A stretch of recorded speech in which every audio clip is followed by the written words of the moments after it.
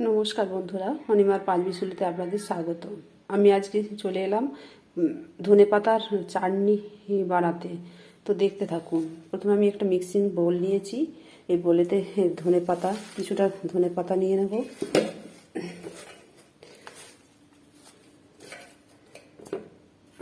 ধনেপাতা আর কিছুটা পুদিনা পাতা, দেখুন পুদিনা পাতা,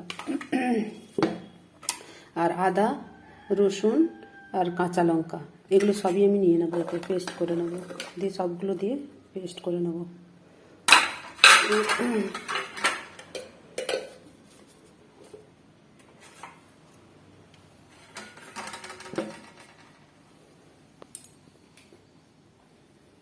এতে একটু জল দেবো।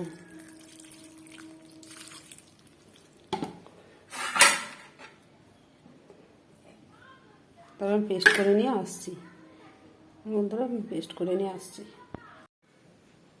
দেখুন বন্ধুরা, কত সুন্দর পেস্ট হয়েছে। এরকম মানে সবগুলোকে নিয়ে পেস্ট বানিয়ে নিয়েছি। এবারে কড়া গরম করতে দিয়েছি, কড়ায় তেল দিয়ে। তো কড়া গরম করা হয়ে গেছে, একটু সাদা তেল দিয়ে দিলাম।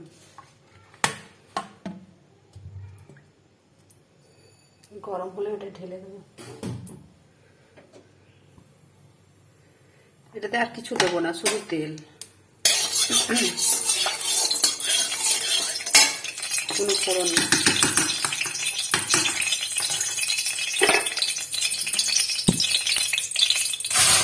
এটাকে ঢেলে দিলাম।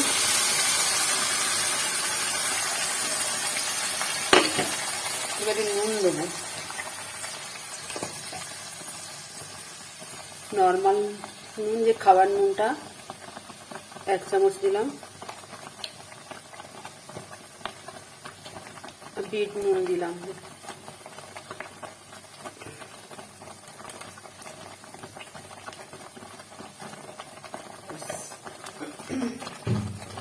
দিয়ে এগুলো নাড়তে থাকবো।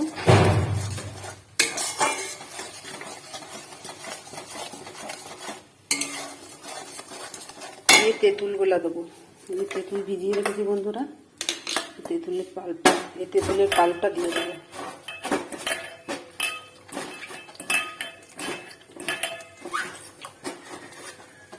তেঁতুলের পাল্পটা দিয়ে দেবো।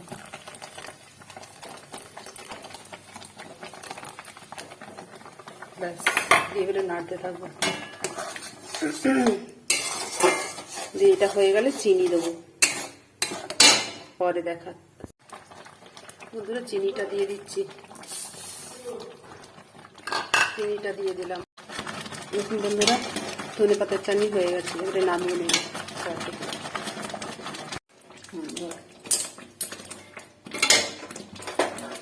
নামিয়ে নিচ্ছি।